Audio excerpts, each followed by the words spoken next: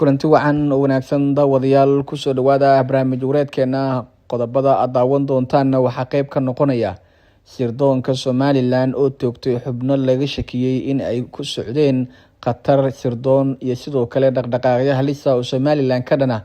Haddaba halkee ayay ka dhacday toogashadaasi xogihii ugu dambeeyay ee laga helay dhaqdhaqaaqyo waaweyn amar culus oo cirro u bixiyay xasan sheekh oo dowladda ciidan ka sameeyay Muqdisho diyaarado dagaal oo aan hore loo arag oo lagu arkay magaalada Muqdisho iyada oo ay dul heehabayeen dhacdooyinkii ugu waaweynaa ee maanta dhacay mucaaradka oo yaaban iyo qorshaha xiga tallaabooyin ay qaadayaan fiqi oo afka furtay xogihii ugu dambeeyay dagaalka bariga dhexe iyo sidoo kale waxaa daawan doontaan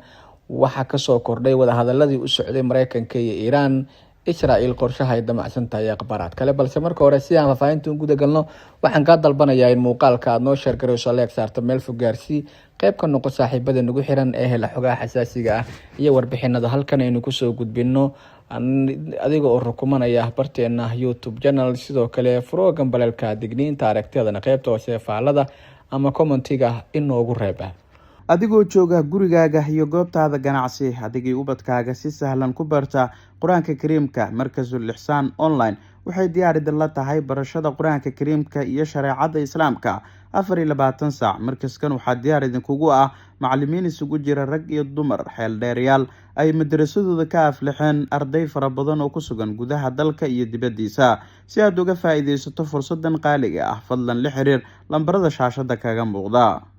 waa hagaaga aynu ku bilowna ee Somaliland sirdoonkeeda ayaa qaaday tallaabooyin waaweyn iyada oo dhacdooyinkii ugu dambeeyay ee loo qaadayo tallaabooyinkan ay dhaceen saacadihii la soo dhaafay. Sirdoonka Somaliland ayaa maanta oo ku beegan tahay 1 Luulyo waxa ay toogasho ka sameeyeen deegaano dhaca xuduudka Somaliland halkaasi oo ay ku arkeen xubno ay ka shakiyeen. waxaa la soo wariyay in dhaqdhaqaaqyada ka hor inta aysan toogashooyinku dhicin ay isku dayeen xubnahan laga shakiyay in ay la dagaalamaan ciidamada Somaliland iyada oo xogaha hadda soo baxaya ay muujinayaan in amar buuxa oo cirro uu hore u bixiyay in ay ahayd in ay ka hortagaan hay'adaha ammaanku dhammaantoodba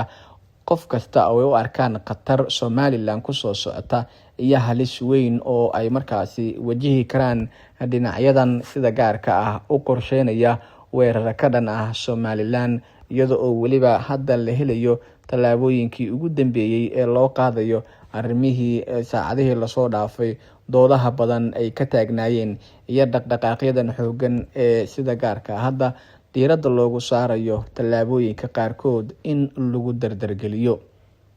xogaha aynu helayno ayaa muujinaya hadda in markaasi ay si gaar ah u qaadayaan dhinacyadani sidii loo soo afjari lahaa tallaabooyinkan waxaana uu mar kale ay si gaar ah hadda ciidamada Somaliland u qaadayaan tallaabooyin waaweyn oo aad u culus iyada oo qorshihii ugu weynaa ee looga hortagayay jabhadaha hubeysan ee Djibouti taabacsan iyo dhinacyada kale intuba ay markaasi sii kordhayeen maalmihii la soo dhaafay walow ay dhaqdhaqaaqyadan qaarkood ahaayeen kuwa aad u culus haddana waxa soo taraya dhowr tallaabo oo ay dhinacyadan u qaadeen sidii loo soo afjari lahaa tallaabooyinka qaarkii oo haddaba lagu dhawaaqay in si dardar leh loo qaadayo iyada oo ay dhinacyadan uga shaqeynayaan sidii loo soo afjari lahaa oo waliba ay hadda heegan buuxa ugu jiraan ciidamada Somaliland soo afjarista tallaabooyinka qatarta ah dhaqdhaqaaqyada halista ah ee sidoo kale u muuqanaya inay yihiin kuwii ugu waaweynaa ee waqtiyadii la soo dhaafay looga shaqeynayay in markaasi si gaar ah loogu soo afjaro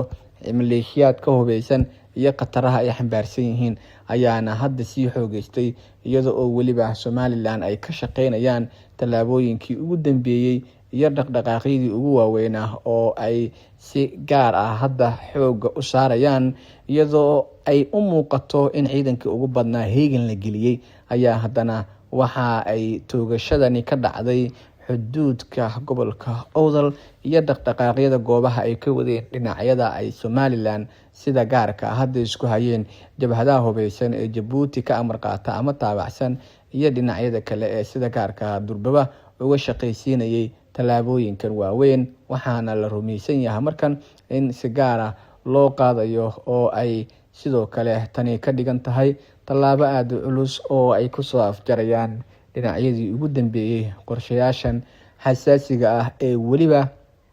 Ciro amarka tooska uu ku bixiyey in lasoo afjaro maleeshiyaadka dhibaatooyinka ka wada gobolada qaarkood ee Somaliland iyo qataraha halkaasi ka socda, iyada oo weliba ay socdaan amaradii ugu dambeeyey ee la siiyey ciidamada Somaliland. Markana haddii aynu soo laabano markan Muqdisho, waxaa si weyn looga xusay 1 Luulyo isagoo Xasan Sheekh Maxamuud dowlatuskii ugu weynaa ee ciidan uu maanta sameeyey. Magaalada Muqdisho ee caasimadda dalka waxaa maanta si weyn looga xusay munaasabadda 1 Luulyo oo ku beegan 66 guurada kasoo wareegatay gobolada Koonfureed markay xornimada qaateen lana midoobeen gobolada Waqooyi oo ay sidaa ku dhisantay Jamhuuriyaddii Soomaaliya 60kii. Dowladda Soomaaliya ayaa si weyn u soo agaasintay munaasabadda maanta, waxaana lagu soo bandhigay awood ciidan iyo sidoo kale diyaarado casri ah kuwaasi oo ka qayb qaadanayay dabaaldega xuska 1 Luulyo oo sanadkan si weyn uga duwanaa sanadihii hore. Dhammaan qeybaha kala duwan ee ciidamada qalabka sida ayaa ka qayb qaadanayay dabaaldega, kuwaasi oo fantasiyo waaweyn kusoo bandhigay taalada daljirka Dahsoon ee degmada Boondheere. Sidoo kale gaadiidka ciidamada iyo fardo ayaa munaasabadda ka qayb ahaa, kuwaas oo socod ku maray wadooyinka waaweyn ee muhiimka ah ee ku yaala gudaha caasimadda. Waxaa kale oo ay dowladda Soomaaliya maanta soo bandhigtay diyaarado ay leeyihiin ciidamada cirka Soomaaliya, kuwaas oo sanadkii labaad ka qaybgalaya munaasabadda iyaga oo dul wareegaya degmooyinka gobolka Banaadir.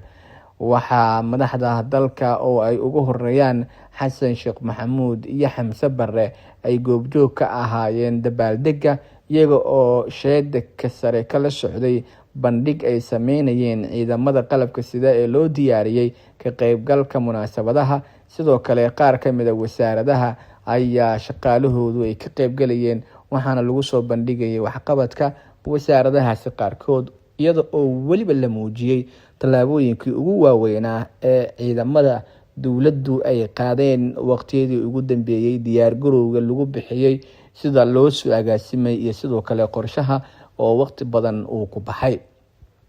Xogaha hadda la helayo ayaa muujinaya sidoo kale in tallaabooyinkii ugu dambeeyey ay markaasi u qaaday dowladdu bandhigan iyo dhaqdhaqaaqyada la xiriira.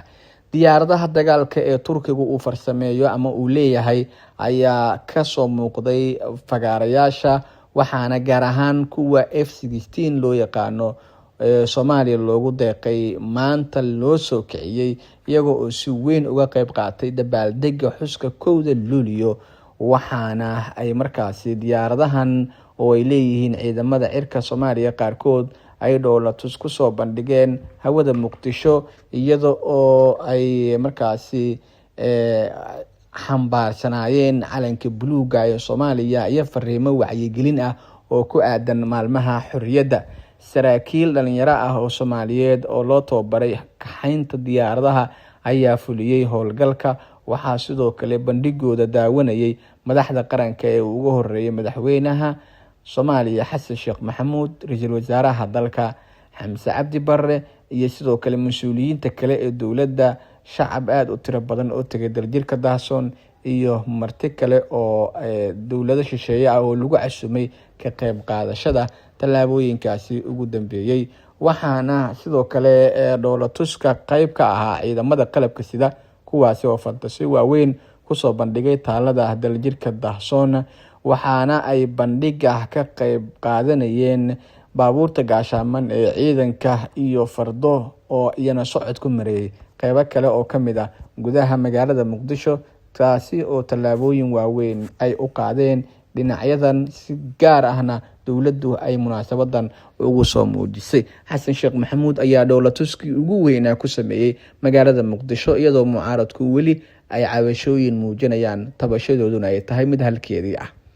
Markaana haddii aynu eegno dhanka mucaaradka, waxa ay dhankoodu qabteen kulamo ay isugu imaanayeen iyaga oo weli cabashooyin diraya tabashana ka qaba dowladda mucaaradka oo ka yaaban qorshaha degdega ee xasan sheekh maxamuud dowlatuska uu sameynayo iyo wixii ka dhacay isgoyska Taleex. Intuba waxa ay mar kale markaasi ku celcelinayaan maalmihii ugu dambeeyay wadahadalkan in diiradda la saaro qorshayaasha hadda socdana ay yihiin kuwo ay markaasi mucaaradku durbaba ugu baaqayaan in si degdega loo soo afjaro tallaabooyinka dowladda wadahadaladana diiradda la saaro. xogaha hadda aynu helayno ayaa muujinaya in markaasi ay si gaar ah hadda u qaadayaan tallaabooyinkii ugu dambeeyay ee la xiriira dhaqdhaqaaqyo kala duwan oo loo qaado tallaabadan aadka u culus ee ay u qaadayaan mucaaradku dhanka xasan sheekh maxamuud. waxay diyaarinayaan mucaaradku qorshahoodii ugu weynaa oo ay uga hortegi karaan tallaabooyinka qaar ee hadda dowladdu ay wado, iyaga oo si gaara u dardargelinaya dhacdooyinkii ugu dambeeyay ee go-aanadan la xiriira tan iyo markii lagu dhawaaqay tallaabooyin gaar ah, iyada oo ay hadda dhinacyadani u qorsheeyeen si gaar ah in loo soo afjaro tallaabooyinkan, mar kalena ay mucaaradku abaabulayaan qorshayaal xiga. waxaa lasoo warinayaa in mucaaradku ay diyaarinayaan qorshe labaad oo ah mid ay si gaara ugu dardargelin doonaan tallaabooyinkoodan ku aadan in ay ka hor yimaadaan heshiisyada dowladda ay ku adkeysan karto qodobada qaar ee tanaasulka ka imaan kara, iyo sidoo kale waxyaabaha ugu dambeeya oo guud ahaan ah kuwa inta badan laisku haya haddana aan la ogeyn sida ay dhinacyadani u kala bixi doonaan ama ay isugu garnaqi doonaan oo ay uga tanaasuli karaan waxyaabaha qaar ee hadda laisku hayo. markaana dhinaca kale haddii aynu eegno wararkii ugu dambeeyay ee bariga dhexe, Mareykanka iyo Iran ayaa weli adkeynaya qorshahooda gaarka ah ee la xiriira tallaabooyinka ku saabsan arrimihii ugu dambeeyay ee wadahadalada bariga dhexe. isdiidooyin waaweyn ayaa weli muuqda, taa oo la xiriirta in ay markan Mareykanka iyo sidoo kale Israel oo isku dhinaca iyo Iran oo kaligeeda ay markaasi aad isku hayaan. tallaabooyin waaweyn oo hadda la qaadana waxa ay muujinayeen maalmihii lasoo dhaafay in si gaar ah loo qaadayay dhaqdhaqaaqyo aad u xoogan, iyada oo weliba ay dardargelinayaan qorshayaashii ugu dambeeyay ee go-aanadan la xiriira. tallaabadan oo ah mid ka mid ah dhacdooyinkii ugu waaweynaa ayaa waxa ay hadda u muuqdaan kuwo ay dhinacyadu u qaadayaan sidii ay usoo afjari lahaayeen tallaabooyin kale oo hor leh iyo sidoo kale qorshayaal waaweyn oo aada u culus.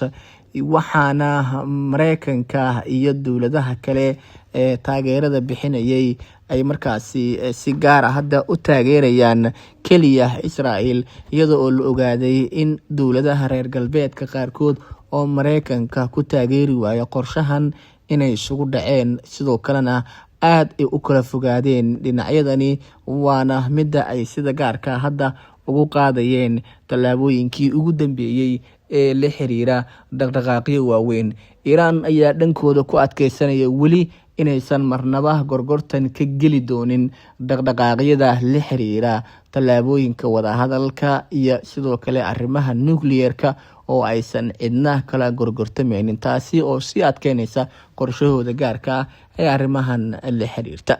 guud ahaan daawadayaal, barnaamij wareedkeenina waa naga intaa.